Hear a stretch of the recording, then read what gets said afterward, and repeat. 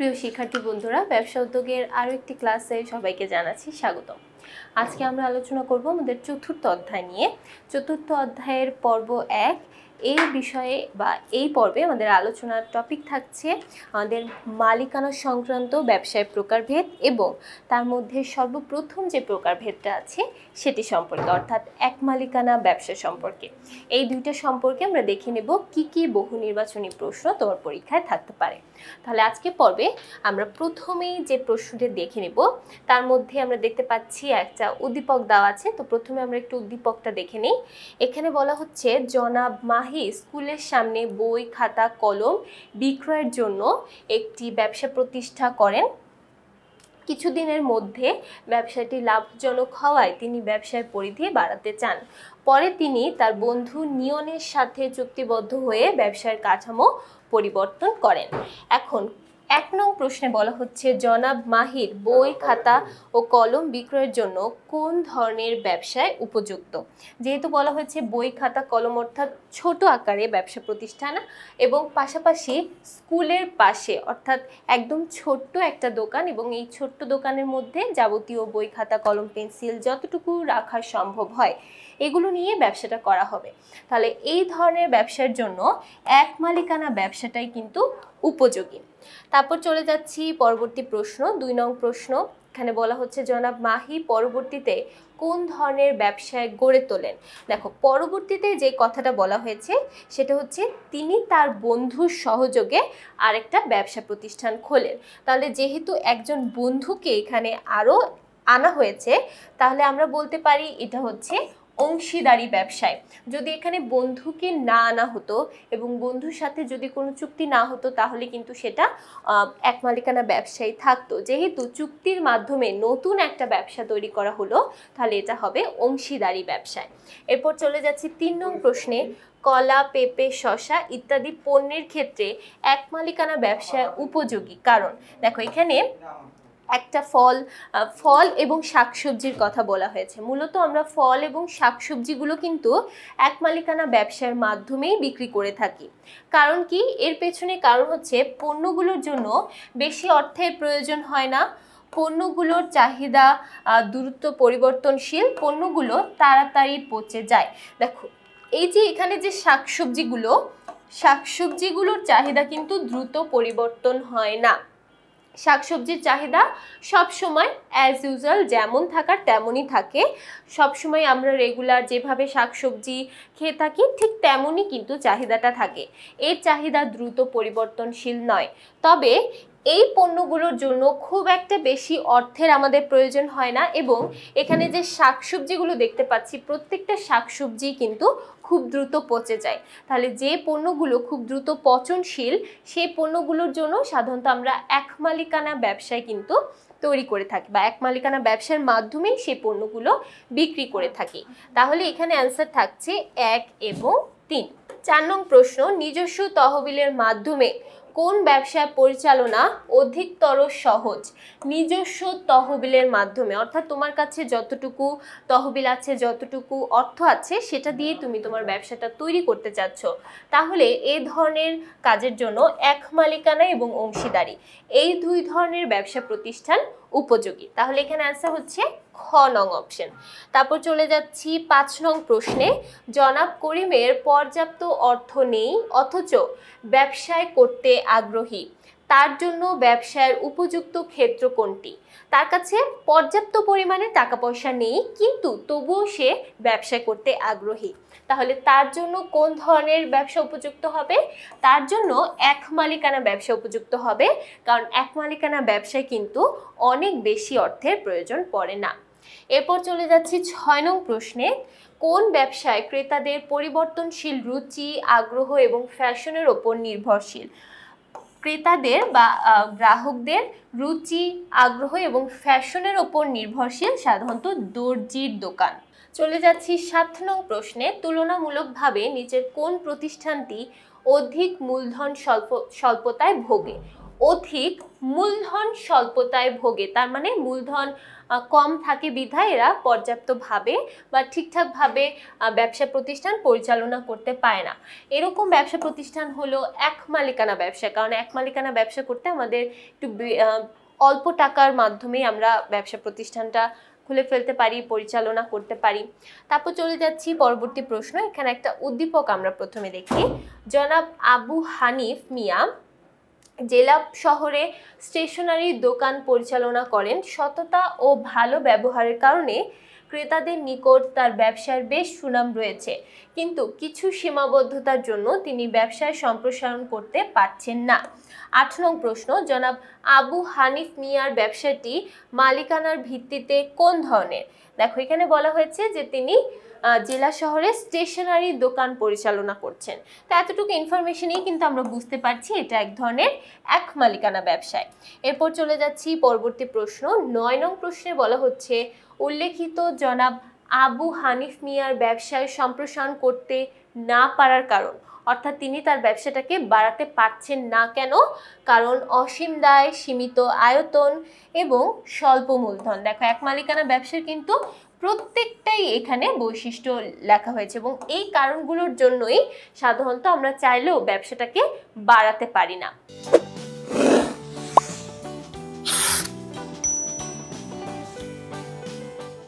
এরপর চলে যাচ্ছি পরবর্তী প্রশ্ন। এখানে প্রথমে আমরা একটা উদ্দীপক দেখি। মিস্টার দীপু পিএমসি কলেজের সামনে একটি লাইব্রেরির দোকান দেন।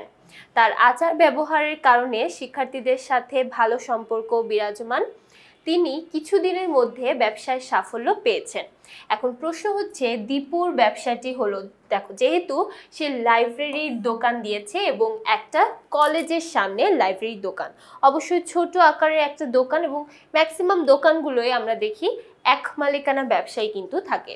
তাহলে এখানে দীপুর ব্যবসাটি হলো এক মালিকানা ব্যবসায়। তারপর চলে যাচ্ছি পরবর্তী 11 নং প্রশ্ন।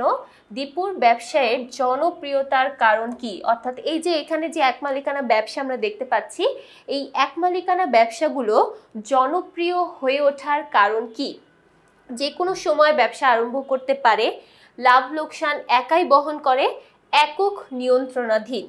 আচ্ছা, সাধারণত আমরা জানি যে এক মালিকানা ব্যবসাগুলো কিন্তু একক নিয়ন্ত্রণাধীনই থাকে, অর্থাৎ একজন মালিক এবং একজন মালিকই কিন্তু সম্পূর্ণ ব্যবসাটাকে নিয়ন্ত্রণ করে থাকে। তাহলে অবশ্যই এটা হবে। তারপর দেখো যেহেতু সে একাই বহন করছে, সম্পূর্ণ ব্যবসাটা একাই নিয়ন্ত্রণ করছে, তাই অবশ্যই লাভ লোকসানও কিন্তু সে একাই বহন করবে এবং চাইলেই যে কোনো সময় ব্যবসা আরম্ভ করতে পারে, যে কোনো সময় চাইলে তার ব্যবসাটা কিন্তু পরিবর্তনও করে ফেলতে পারে। যেহেতু একজনই মালিক, তাই একজন মালিক চাইলে নিজের ইচ্ছা মতো যে কোনো সময় ব্যবসার যে কোনো পরিবর্তন করে ফেলতে পারবে। তাই এখানে অ্যান্সার হচ্ছে কিন্তু সবগুলোই। তারপর চলে যাচ্ছি পরবর্তী প্রশ্ন, 12 নং প্রশ্ন। 12 নং প্রশ্নে বলা হচ্ছে এক মালিকানা ব্যবসায় কত সালের আইন প্রচলিত? আমরা জানি এক মালিকানা ব্যবসার কোনো নির্দিষ্ট আইন নেই এবং এই ব্যবসা পরিচালনা করতে তোমার কোনো নির্দিষ্ট আইনও মেনে চলতে হবে না, তাই বলতে পারি যে এর কোনো নির্দিষ্ট আইন নেই। তারপর চলে যাচ্ছি 13 নং প্রশ্ন। এক মালিকানা ব্যবসার স্থায়িত্ব কিসের ওপর নির্ভরশীল? অথবা এই প্রশ্নটা কিন্তু এভাবেও চলে আসতে পারে, এক মালিকানা ব্যবসার স্থায়িত্ব নির্ভরশীল, অর্থাৎ কিসের উপর নির্ভরশীল সেটাই কিন্তু জানতে চাওয়া হয়েছে। তাহলে এক মালিকানা ব্যবসাটা সাধারণত যে মালিক থাকবে সেই মালিকের সম্পূর্ণ ইচ্ছার ওপর নির্ভরশীল। তাহলে মালিক তার ইচ্ছা মতো যে কোনো সময় যে কোনো পরিবর্তন তার ব্যবসায় করে ফেলতে পারবে। 14 নং প্রশ্ন। প্রাচীনতম ব্যবসায় সংগঠন কোনটি? অথবা এই প্রশ্নটা এভাবেও চলে আসতে পারে, সবচেয়ে প্রাচীনতম ব্যবসায় সংগঠন কোনটি? এই পৃথিবীতে যতগুলো দেশ আছে প্রত্যেকটি দেশে ম্যাক্সিমাম টাইমে সবচেয়ে প্রাচীন যে ব্যবসার সংগঠন সেটি হচ্ছে এক মালিকানা ব্যবসা এবং ম্যাক্সিমাম ব্যবসার সংগঠনই হলো এক মালিকানা ব্যবসার সংগঠন। তারপর চলে যাচ্ছি 15 নং প্রশ্নে। যে ধরনের ব্যবসার পৃথক আইন সত্তা নেই? যে ধরনের ব্যবসায় পৃথক কোনো আইনগত সত্তা অর্থাৎ আলাদাভাবে যে একটা আইনগত সত্তা বা ব্যক্তির মতো আচরণ এই ধরনের কোনো বিষয় নেই সাধারণত এক মালিকানা এবং অংশীদারি ব্যবসায়। আমরা জানি এক মালিকানা এবং অংশীদারি ব্যবসায় আমাদের আলাদা করে কোনো সত্তা তৈরি হয় না, মালিককে এখানে আমরা পূর্ণ সত্তার অধিকারী বলতে পারি। এবং এক মালিকানা ব্যবসা এবং অংশীদারি ব্যবসাটা কিন্তু মালিকের নাম অনুসারেই সকলে চিনে থাকে। তাহলে এখানে এক মালিকানার অংশীদারি ব্যবসায় কোনো আইনগত সত্তা নেই। তারপর চলে যাচ্ছি 16 নং প্রশ্ন, কোন ব্যবসার সংগঠনকে কার্যারম্ভের অনুমতিপত্র সংগ্রহ করতে হয়? যখন একটা পাবলিক লিমিটেড কোম্পানি তার কাজ শুরু করতে চায় নিবন্ধনের পরে, তখন তাকে সেই নিবন্ধনের পাশাপাশি একটা কার্যারম্ভের অনুমতিপত্র সংগ্রহ করে তারপর তাদের কার্যক্রম পরিচালনা সবকিছু শুরু করতে হয়। এরপর 17 নং প্রশ্ন, পচনশীল জাতীয় পণ্যের জন্য কোন ধরনের ব্যবসা সংগঠন উপযোগী? আমরা কিন্তু এই ধরনের একটা প্রশ্ন অলরেডি সলভ করেছি। পচনশীল যে দ্রব্যগুলো আছে যেমন মাছ, মাংস, শাকসবজি, এগুলো খুব দ্রুত একদিনের মধ্যেই কিন্তু পচে যায়, নষ্ট হয়ে যায়। তো এই ধরনের পণ্যের জন্য সাধারণত এক মালিকানা ব্যবসায় সবচেয়ে উপযোগী, কারণ এক মালিকানা ব্যবসায় পণ্যের পরিমাণ অল্প থাকে, মূলধনের পরিমাণও অল্প থাকে। তো অল্প পরিমাণ পণ্য খুব দ্রুত বিক্রি করে ফেলা যায়, এক্ষেত্রে লসও হয় না, আবার ব্যবসাটাও কিন্তু সঠিকভাবে পরিচালিত হয়। তাই পচনশীল যত পণ্য আছে প্রত্যেকটা পণ্যের জন্যই এক মালিকানা ব্যবসায় সবচেয়ে বেশি উপযোগী। 18 নং প্রশ্ন, আইনগত ঝামেলা না থাকায় যে কেউ ইচ্ছে করলেও উদ্যোগ নিলে কোন ধরনের ব্যবসায় শুরু করা যায়? যেহেতু এক মালিকানা ব্যবসায় কোনো আইনের ঝামেলা নেই, কোনো আইন পালন করতে হয় না, তেমন কোনো জটিলতাও এখানে নেই, তাই এক মালিকানা ব্যবসায় শুধুমাত্র একজন ব্যক্তি উদ্যোগ নিলেই চাইলে এই ধরনের ব্যবসা করতে পারে। 19 নং প্রশ্ন, আমেরিকার কত % ব্যবসায় এক মালিকানা ভিত্তিক? আমেরিকার প্রায় 80% ব্যবসায় কিন্তু এক মালিকানা ভিত্তিক। তাহলে এই 80% থেকে আমরা বুঝতে পারছি যে ম্যাক্সিমাম ব্যবসা প্রতিষ্ঠানই হচ্ছে এক মালিকানা ভিত্তিক ব্যবসায়। 20 নং প্রশ্ন, মালিকানার ভিত্তিতে ব্যবসায় কত প্রকার? মালিকানার ভিত্তিতে ব্যবসায় 5 প্রকার।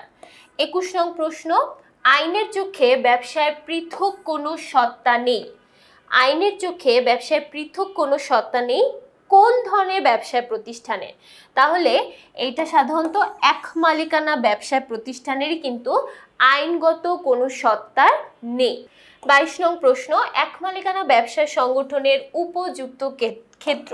খুবই গুরুত্বপূর্ণ একটা প্রশ্ন। এখানে বোঝানো হয়েছে যে এক মালিকানা ব্যবসা যদি আমরা করতে চাই সেক্ষেত্রে কি কি টাইপের ব্যবসা প্রতিষ্ঠান আমরা গড়ে তুলতে পারি। যেমন এখানে কয়েকটা অপশন দিয়েছে, পচনশীল পণ্যের ব্যবসায়, কৃষিজাত পণ্যের ব্যবসায়, তারপর বলা হচ্ছে স্বল্প পুঁজির ব্যবসা। দেখো প্রত্যেকটা ক্ষেত্রে কিন্তু এক মালিকানা ব্যবসা উপযোগী হবে। পচনশীল পণ্য অর্থাৎ শাক সবজি, মাছ, মাংস এই ধরনের পণ্যের জন্য আমরা চাইলে এক মালিকানা ব্যবসা তৈরি করতে পারি। কৃষিজাত পণ্যের ব্যবসা অর্থাৎ কৃষিতে আমরা যে পণ্যগুলো ব্যবহার করি যেমন বীজ, তারপরে হচ্ছে পোনা মাছের ব্যবসা হতে পারে, তারপর ডিমের ব্যবসা হতে পারে, এই ধরনের ব্যবসাগুলোও কিন্তু সাধারণত এক মালিকানা ব্যবসায় হয়ে থাকে।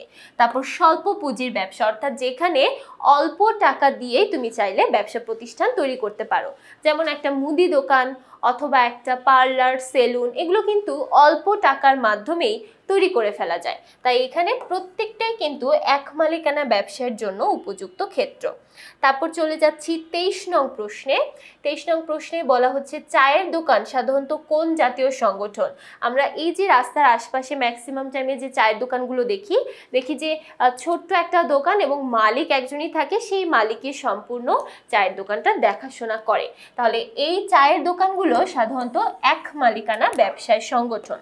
24 নং প্রশ্ন, পৃথিবীতে সর্বপ্রথম কোন ব্যবসা শুরু হয়েছিল? আমরা জানি এক মালিকানা ব্যবসা হচ্ছে সবচেয়ে প্রাচীন একটা সংগঠন, এটাই সবার আগে শুরু হয়েছিল, তারপর আস্তে আস্তে পরবর্তী ব্যবসা সংগঠনগুলো গঠিত হয়েছে। তাহলে পৃথিবীতে সর্বপ্রথম যে ব্যবসা শুরু হয়েছিল সেটি হলো এক মালিকানা ব্যবসায় সংগঠন। তাহলে এই ছিল আমাদের এক মালিকানা ব্যবসা সংক্রান্ত কিছু বহু নির্বাচনী প্রশ্নের আলোচনা। আশা করছি প্রত্যেকটা প্রশ্নই সবাই খুব ভালোভাবে বুঝতে পেরেছো। তো পরবর্তী পর্বগুলো দেখার জন্য সবাইকে আবারও আমন্ত্রণ জানাচ্ছি। সবাইকে ধন্যবাদ।